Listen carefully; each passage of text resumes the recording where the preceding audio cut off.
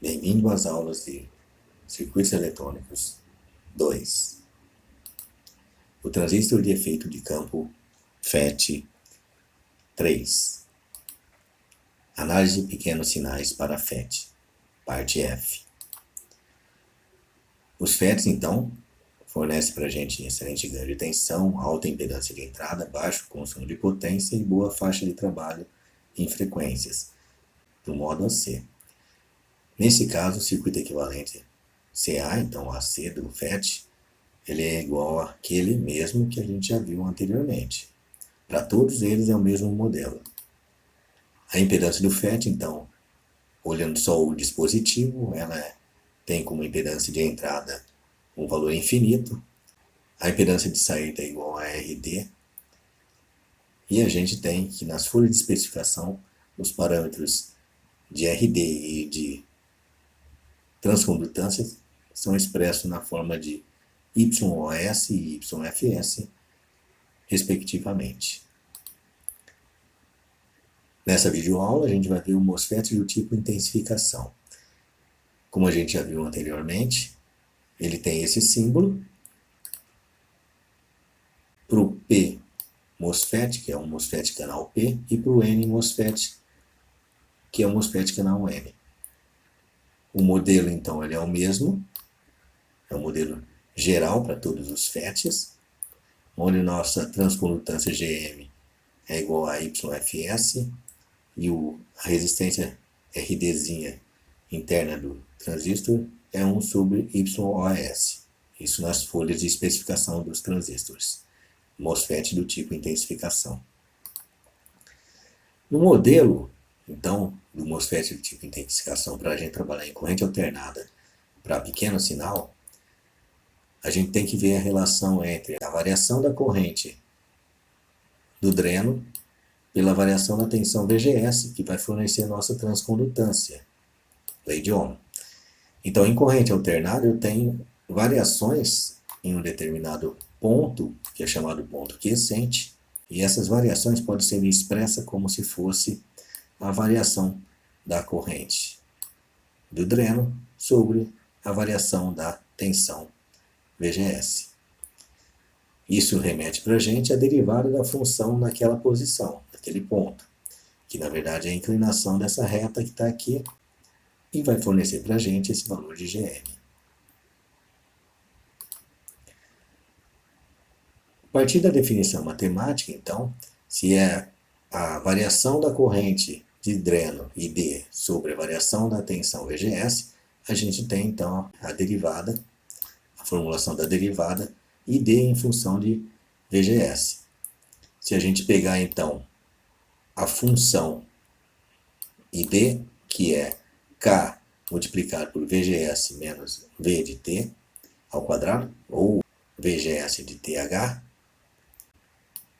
pode resolver isso então passando a constante K para fora da derivada. Eu vou ter uma derivada só de VGS menos VGS de TH ao quadrado. Aí eu tenho uma função elevada a uma potência, ou seja, a derivada de uma função elevada à potência, que pode ser resolvida da seguinte maneira. Faço o tombo do exponencial, multiplicado pela constante que já tinha aqui, K, e mantenho a base, multiplicado pela derivada da base em função a VGS. Isso vai fornecer para a gente, então, uma derivada do VGS, que está aqui. Isso vai fornecer a derivada de VGS que está aqui, que vai ser igual a 1, e a derivada de uma constante que é igual a 0. Está aqui.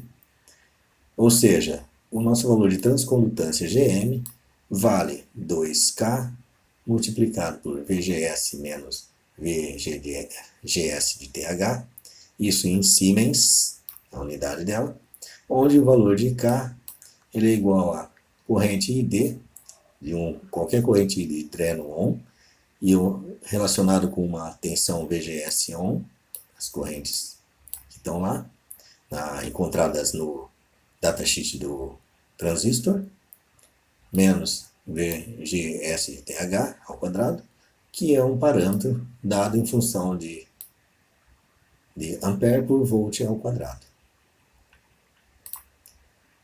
Para pequenos sinais, então, do MOSFET do tipo intensificação, a gente vai ver uma configuração onde a gente utiliza o feedback de realimentação através do dreno.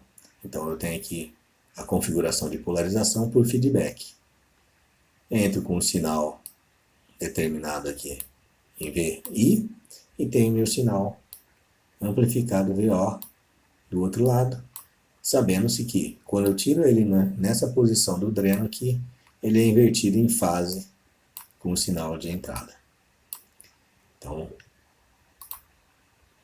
o circuito equivalente para aquela polarização é onde eu tenho aqui o meu resistor de realimentação RF colocado entre o gate e o dreno. E o meu resistor do dreno em paralelo aqui com o resistor RD interno. Então, analisando nessa configuração agora, esse equivalente em corrente alternada e impedância de entrada ZI, eu tenho algumas relações interessantes. Primeiro que VI ela é igual a VGS. Está aqui. Então, essa própria VI que está aqui é igual a VGS. E depois que essa corrente II que está aqui vai ser a diferença de VI menos VO, que está aqui nesses dois pontos, dividido pela resistência RF, ou seja, a lei de Ohm para isso. Então essas duas relações existem. Se eu lançar a mão a lei de Kirchhoff das correntes nesse nó D que está aqui, eu vou ver que eu tenho essa corrente I entrando nesse nó D, tenho essa corrente aqui, equivalente a GM vezes VGS saindo, e uma corrente aqui, o meu IO aqui saindo também. Então, pela lei de Kirchhoff das correntes nesse nó, o I é igual a GM vezes VGS mais o VO sobre o RDzinho paralelo com o RD, que é em relação a essa corrente que está aqui. Se eu substituir isso daqui, o meu VGS, utilizando essa relação aqui, por VI, eu tenho essa expressão que eu posso expressar, então, o meu VO em função de I e VI. Então, passando o meu GM-VI para esse lado que está aqui, foi o que a gente fez aqui, e multiplicando por um valor de RDzinho paralelo com RD. Aí eu consigo, então, estabelecer minha tensão VO. Retomando essa relação de I, ou seja, está aqui, ó, I é igual a VI menos VO sobre RF, substituo o valor de VO encontrado anteriormente para deixar tudo em função de VI e I. Então, substituir o VO aqui, está aqui ele aqui, e agora eu só tenho VI e I numa equação só, para poder encontrar o meu ZI, né? Então, passando o RF para o outro lado, eu tenho multiplicando pelo II, que é igual a VI menos tudo isso que está aqui em cima,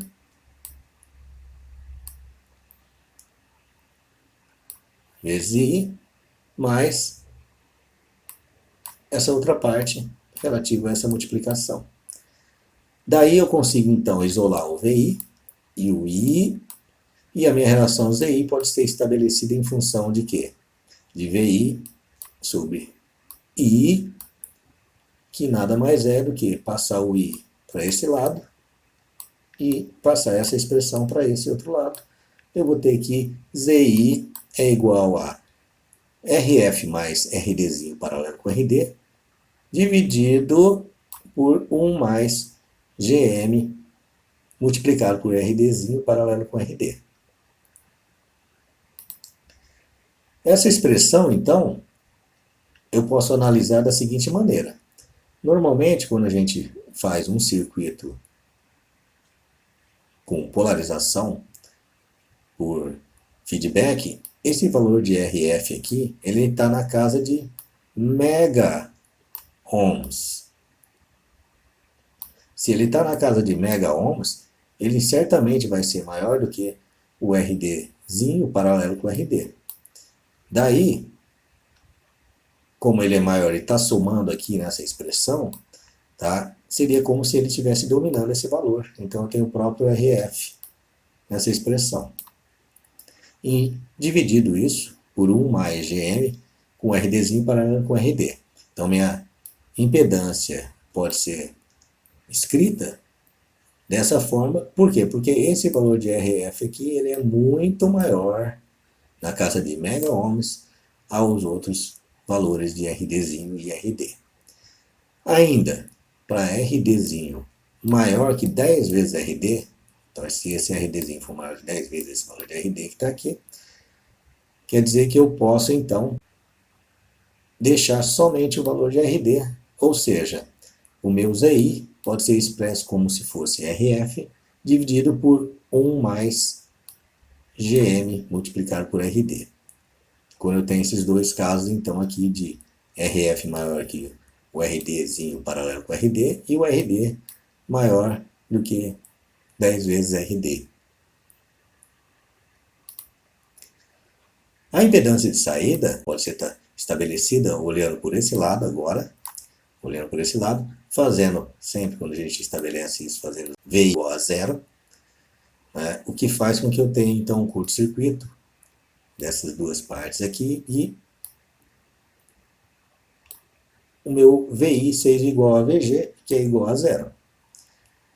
Aí eu tenho, então, o quê? Um RD paralelo com o RDzinho, paralelo com o RF. E nesse caso, então, minha impedância de saída pode ser expressa como se fosse esses três valores em paralelo. Ainda, né, a gente sabe que o RF é muito maior do que aqueles dois valores lá, porque ele está na casa de mega ohms. Então eu posso fazer uma primeira aproximação dessa forma, onde minha impedância de saída ZO é igual a RDzinho paralelo com RD. E ainda pode ser igual a RD somente caso o RDzinho seja maior que 10 vezes o RD. O ganho de tensão, então, pode ser também calculado, como se fosse a tensão VO sobre VI.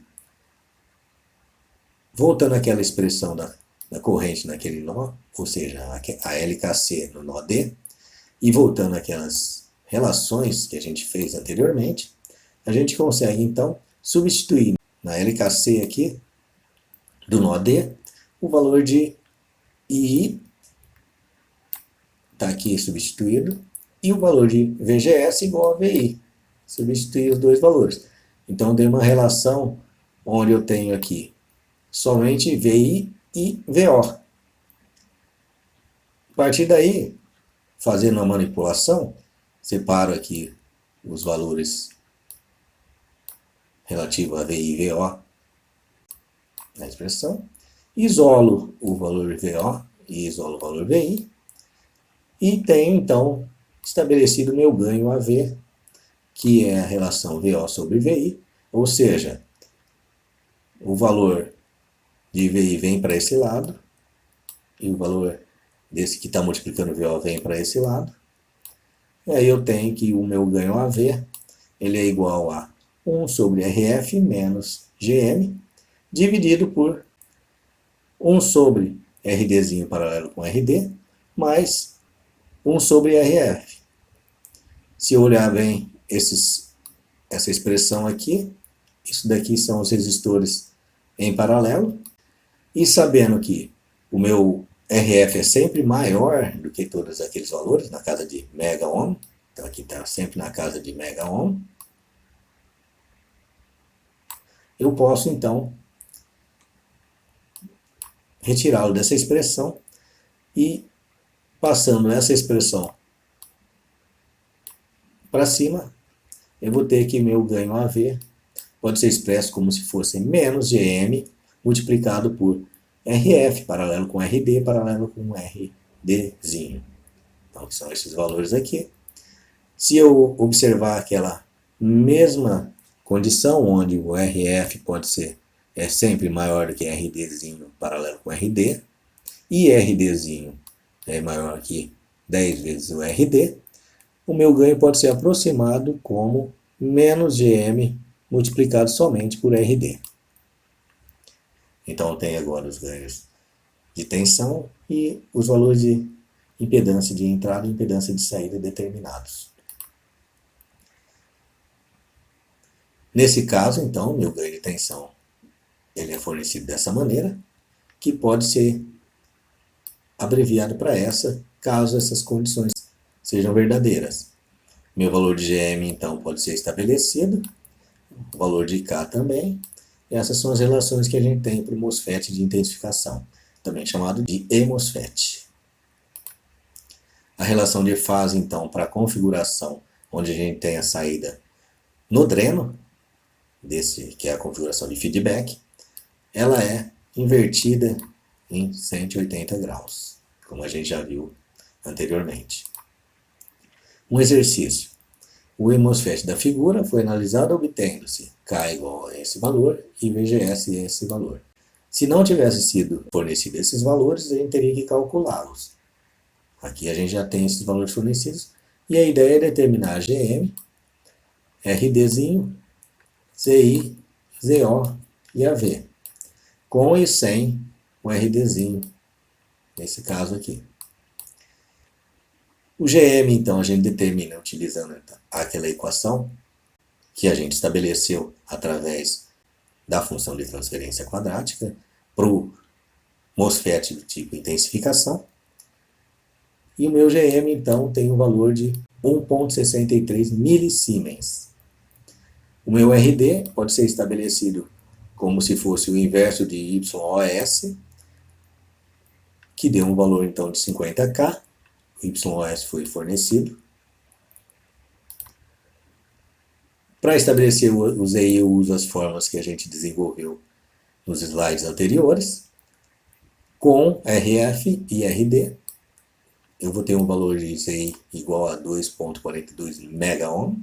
Sem o valor de RD, eu vou ter um valor de ZI como 2,53 megaohms.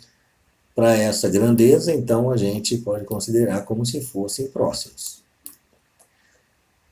A minha impedância de saída ZO, utilizando os três valores em paralelo, que é o RF, o RDzinho e o RD, a gente tem um valor de 1,92 kΩ, que é próximo simplesmente do valor de RD.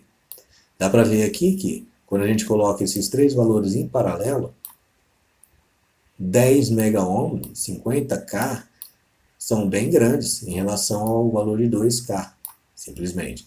E a gente sabe que resistências em paralelos, o valor da resistência total é menor do que a menor resistência, que culminou nesse valor de próximo de 2K que tem aqui. Com RDzinho, a gente pode estabelecer, então, o meu ganho de tensão, que foi igual a menos 3,21, e sem o RDzinho, só usando o RD, o meu ganho de tensão foi igual a menos 3,26, que também é um resultado que a gente pode considerar próximo, ou seja, essa aproximação é válida. Em resumo, a gente tem então a configuração do MOSFET de intensificação, ou eMOSFET, para a polarização de resistor de feedback, RF, onde, injetando um determinado sinal na entrada, eu vou ter um sinal na saída amplificado, em função dessa polarização, estabelecendo meus ganhos de tensão e impedância de entrada e impedância de saída. Ok, pessoal?